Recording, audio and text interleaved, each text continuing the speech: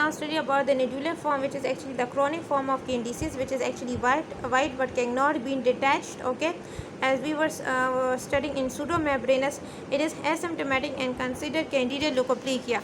It occurs on the buccal mucosa, which is just adjacent to the commissures of lift and having a roughly triangle, and this triangle has a tapering posteriorly tongue which was real but pallid involvement.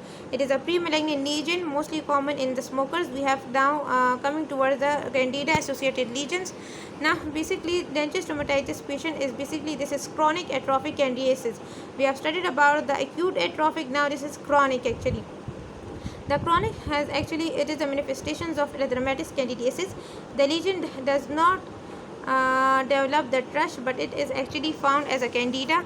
Then we have actually the clinical features is mostly basically under complete or partial denture, mostly in women. The appearance is basically patchy distribution with a speckle cut like white lesion, soreness and dryness of mouth is symptoms. Patient has bright edematous and granular, and also in the red patches may develop as erythematous specules.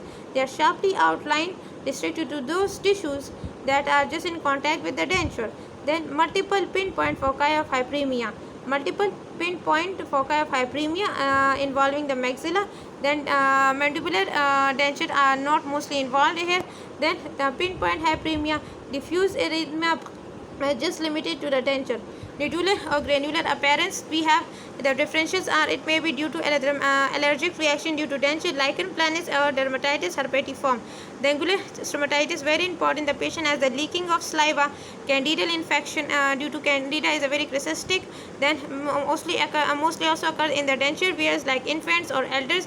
It is chronic hypoplastic candidiasis. Before we have studied, it was actually chronic acute. Okay, now it is chronic hypoplastic, very important. Then we have actually this occurs mostly the mild inflammation at the angles of mouth that extends to the facial folds and then also extending from the angles of mouth. There is sagging because with the age we know that the facial tissue slowly loss. Furring at the angles, which is due to the vertical dimension loss, and the patient also suffer from the loss of support to upper lip because there is resorption of bone. Then we have actually, we will discuss the median rhomboid inshallah next time. We have secondary oral candidiasis, which is in this we have studied chronic mucocutaneous candida syndrome. It mostly occurs in the oral cavity, also in the skin, fingers like nails. It is also with or without association with generalized disease that is known as chronic mucocutaneous candidiasis. The lesion is like a thrust and but resembles the chronic hypoplastic candidiasis, like we have studied in angular cheilitis. Then patient has disfiguring of the facial lesion, facial area.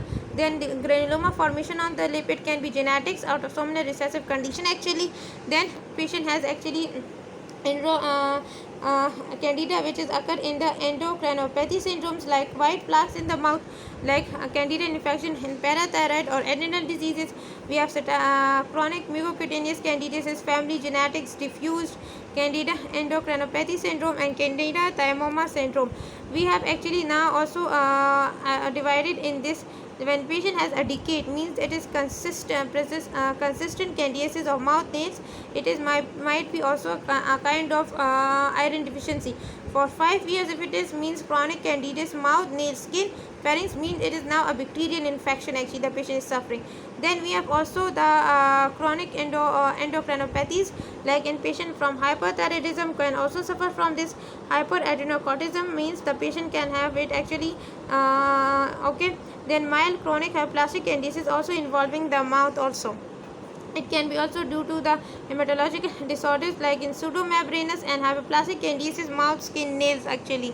Okay. Then how you diagnose? You on the clinical basis, you take the direct smear microscopic examination, you culture sensitivity. Then you also take biopsy of histopathological examination.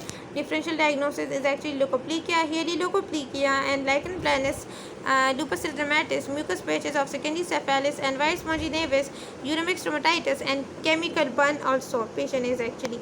Then traumatic lesion, it can be, and it can also be furate